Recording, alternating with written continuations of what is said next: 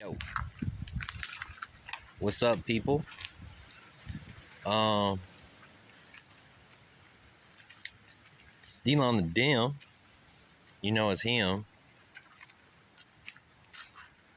I'm Slim, but I ain't no Jim.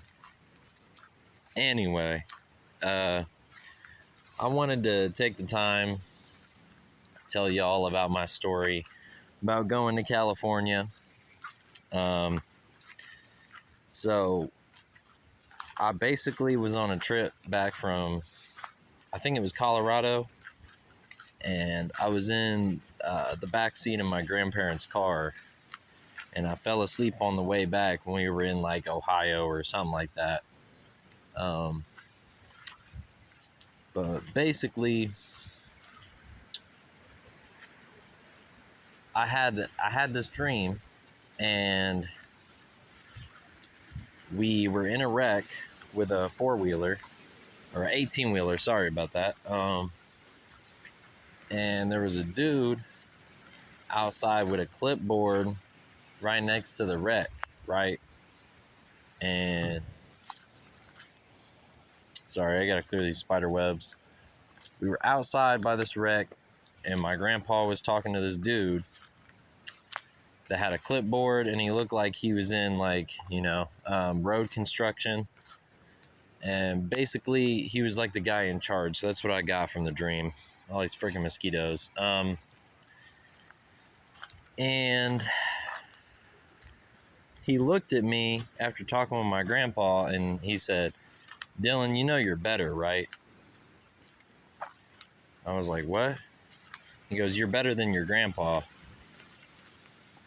I was like, "Oh, okay, cool."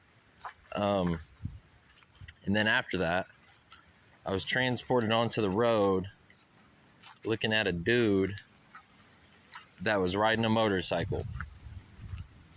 And he had it was like a Jason mask on, and the motorcycle was completely black, and his hands were covered in fire. And he held them out to me like this, like he was trying to give me something. And I didn't do anything in the dream. Sometimes that happens. And before that, I had another dream about me and my mom were on the beach in theater seats. It's crazy how that rhymes. And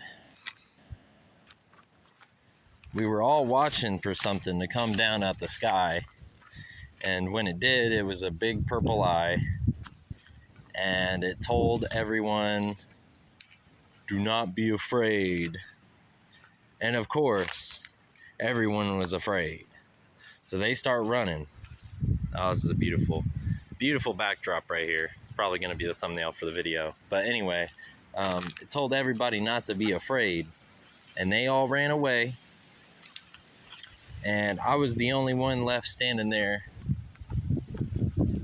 to really, take in the whole situation. I wasn't fearful of it. And a giant lion was on the beach, right? And I could see the buildings behind it. It was like 30 foot tall, and it stuck its hands out like this, running at me. And I just stood there, and I was like, I'm not afraid. And then it got up to me. And once it got to me, I was transported to a different place that basically looked like the same place, just by the buildings behind the lion. And there was snake people. I didn't make this up. Snake people that were in line to buy things, and they were in business suits. I was like, oh, that's weird. And I was like, what the fuck is going on? So my head was telling me like, hey, run over into your apartment, which apparently I had an apartment at the time. Don't know why.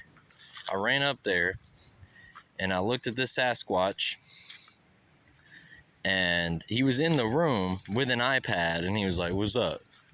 And I was like, "What's up, bro?" And then the dream ended, right? So then later on in my life, I went to California and ended up seeing some of the things I saw in the dream. The first dream I was talking about, where basically the dude was on the motorcycle and he had left and he was driving away.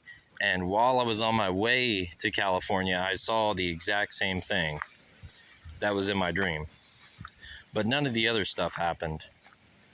And I was driving with a dude named Cody who had a heart condition, and this dude named JJ, we'll call him that. Oh man, look at this. Look at that. That beautiful moth right there. Hey, buddy. How are you? But yeah, I'm just gonna chill with this moth now. That's awesome. So basically, JJ took me down to Cali, and I was riding with Cody, and we were taking this old lady's stuff down to her house down there. I'm helping them move, and I got paid $300 from it. And the dude told me, you are not going to receive any money after we do this, and I would basically be just down there broke, and he wasn't going to take care of me. And I was like, okay, that's fine. And once we got down there, we got into a few different hotels, and everything was going great. And I had to ride along with the cat, and the cat was annoying as hell and shed everywhere. But basically, after that happened, we got up the next day. We were in like Arkansas, I think, and then we went and got some weed and smoked it, and then continued driving. And this was a year or two ago, so not admissible in court, okay? So basically, we get down to California, and this dude tried to leave me in the hotel. I woke up with the maids looking at me like I was a dead person. I was like, get the fuck out of here. What the fuck are y'all doing? And yeah, so after that, I got up and was calling this dude, and he was trying to leave me. And thank God that I didn't get left out there, because I didn't know where to go. And I ended up seeing a couple African-American people, and I was like, hey, y'all want to smoke? And they was like, nah, bro, we good. And then the next day after I had woken up, that was before I went to sleep in the bed and got woken up by the maids. I went out to the same place that they were sitting, basically, and opened up my Bible and started reading it. And they were like, hey, you read the Bible? I was like, yeah. And they was like, I'm gonna have to do a part 2. This is way too long. But basically, the dude was like, hey, what's your favorite quote in the Bible? And I was like, even though it was it's like, so saith the prophet, something like that.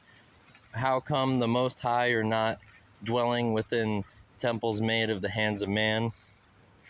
So saith the prophet, or something like that. Something like that, bro. I know it. I know y'all know it. Just go ahead and comment down. This is definitely going to be a part 2 of this video, depending on how much you guys like it. But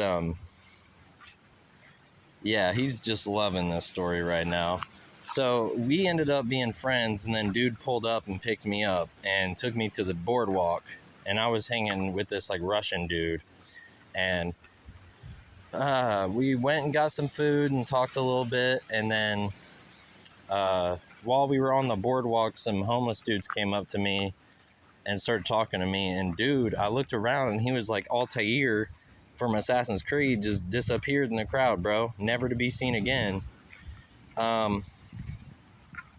So I was just left there trying to get them to come back. And then I ended up meeting a lady. She was kind of weird, but I was like, hey, I don't want to be lonely and rather be with somebody. And we walked down to the beach, and I talked to her for a bit. She was a little crazy, like way too crazy for me to even be trying to talk to. But she ended up taking my phone. And by that time, I knew I was screwed. So we're gonna have a part 2, okay? Hopefully this guy sticks around. Even if not, so what, you know. Hey. You guys let me know what you think. I know it was convoluted. If you have any more questions, just put them down in the comments and I'll try to get them answered. But yeah, it was a crazy journey, bro, and that was just like a little part of it. So y'all hit me up.